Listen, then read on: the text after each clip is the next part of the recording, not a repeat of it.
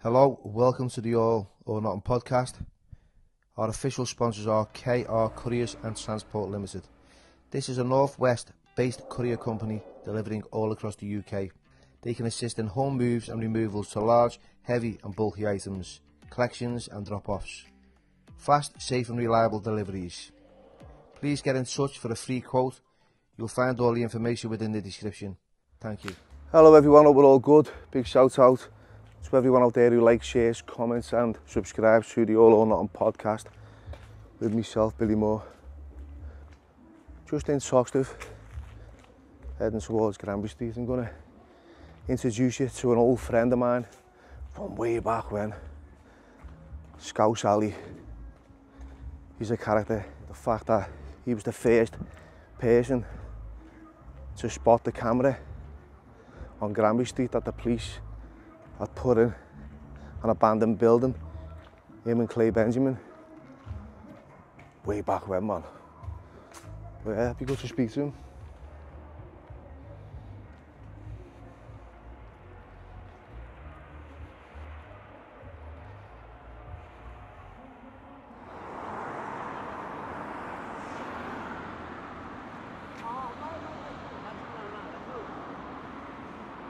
So, I'm here now with Ali. What's happening, Ali? What's happening, people?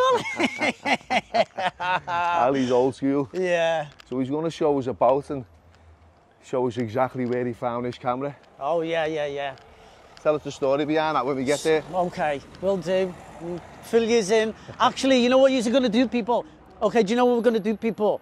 We're going to take the exact steps that I took this day when this camera got found. And there were 3 people there. There was me, there was Leon Gunnan, and there was Clay Benjamin. And I was about 60. I'll tell you when it was January 91, 90. Well, if you look, you know, you probably get the clip up and put it on the screen, but I think it was 91. And it was about 2 or 3 in the afternoon. And we were walking down there, which is where we're going to. And I'll let you know as soon as we get there what happened. Come down, come ahead.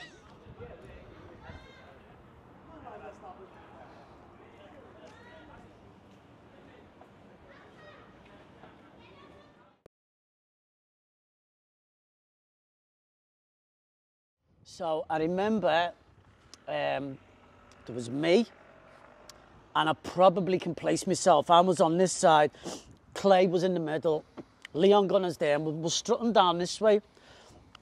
We were talking about whatever 16-year-olds are talking about. And back then in 91, this was all rows of shops on that side and this side. And over there on that corner where you can see those houses, Corridor Street, that used to be shops, but it all got knocked down. It was just an ollie, just rubble, nothing was there. And as we approached the cafe here, which is where everybody used to stand, yeah, you have to remember it was about 2:30, 3 p.m. in the afternoon. The sun is behind these houses, so you can see where the sun set. So the sunlight now is shining this way. And as we got over here, we're walking down, and as we walked, Clay goes, "Whoa, what was that?" And Clay was a lot shorter than us. And he took a step back like this. And I could see a light. It was reflecting off something, like a mirror or glass or whatever. And it was on his face. And he was like, "What's that?" So we crossed the road here. And we walked over to the other over there. And as we got closer to this building, there was a window. Like it was empty. The street, Arundel Street, was empty. Everyone had moved out because they were preparing it for this now. What you can see, all these new houses, these weren't all here in 91. So as we crossed the road, cross over the Oller, right over there, and we walks up to this house, and it's the side of the house, but there's a bathroom window at the top, and it's got those breeze blocks in it. It's got 1, 2, 3, 4, 5, 6, and a gap. And in that gap was a round lens, and we thought, "It's a fucking camera, it's a camera, da, da, da, da." And all the lads who were a lot older than us, all the big men, they were all standing here, and they've gone, "What?" And we've gone over there, someone's volleyed the door in on the house, and it had a padlock. Now, I was aware of this padlock because for about, I don't know, it could have been months, or it could have been a year. Any strange faces that used to come down on the street, you were plod. If I didn't know you, you were plod, but if someone flagged you down, or thought, "Oh, he's known." This guy used to pull up in a white van and lock this door, and I I was looking at him thinking, why is he putting a padlock on a Bondi? But I never thought nothing of it. But eventually it made sense. So anyway, the lads kicked the door in, everyone goes in, and it was a plastic box, brown box, just a shell with a lens on it and a wire coming out. But the wire went up into the attic. But looking back now, no one kind of worked out, where's that wire going to? Is it going 3 doors down? Is there a famous plot in there? Who knows? And then obviously there was a bit of a commotion. People had found out what was going on. And then someone went over with paint. I can't remember who it was who painted it. Police camera found January, whatever it was, 1991. And as we was watching them, we were just standing back or watching it. And then I said to my mate, Leon Gunnan, you should run over and write ha ha, which he actually did. And if you go online, you'll find the picture somewhere and you'll see in the corner, ha, I can still picture it like it was yesterday. Back then it was lively. It was lively back then, nothing like what it is now. These kids have got no idea how sweet it is right now. People have got gardens. We never had gardens back then. We had the backyard about 2 strides wide, and that was it. That was your garden, do you know what I mean? So this is all luxury for you little kids out there. You're living in luxury.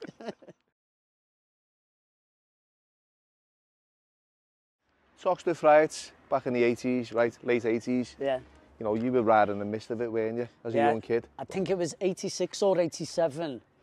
I was in Paddy School and we were walking home, me and my mate, and we were walking on Mulgrave Street.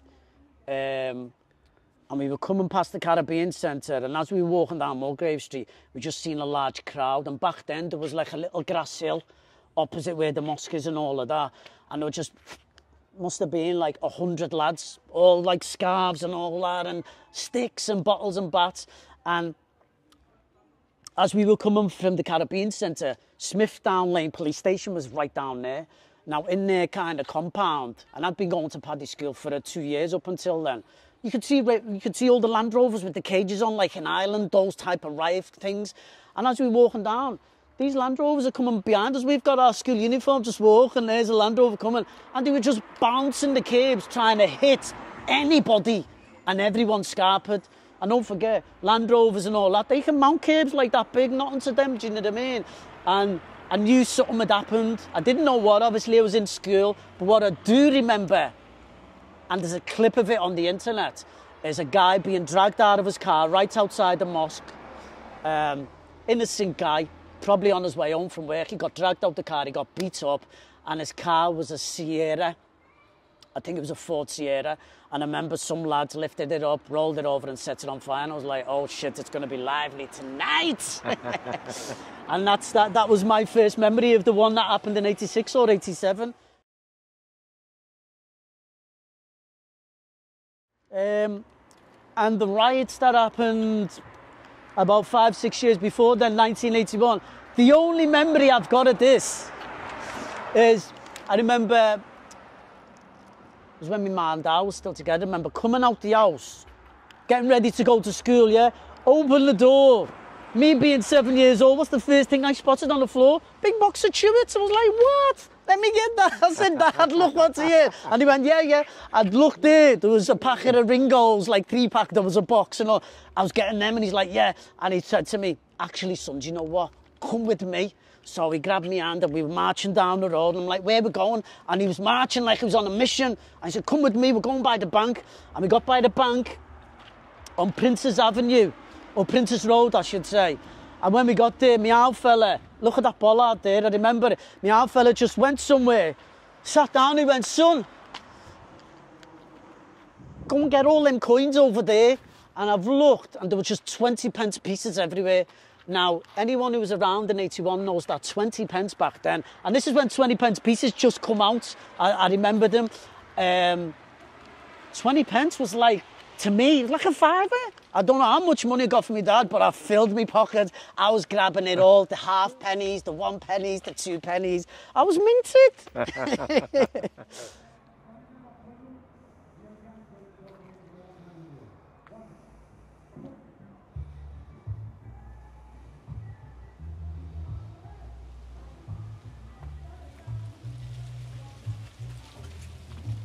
So yes, Ali, once again mate, thanks for your time. No problem. Appreciate it.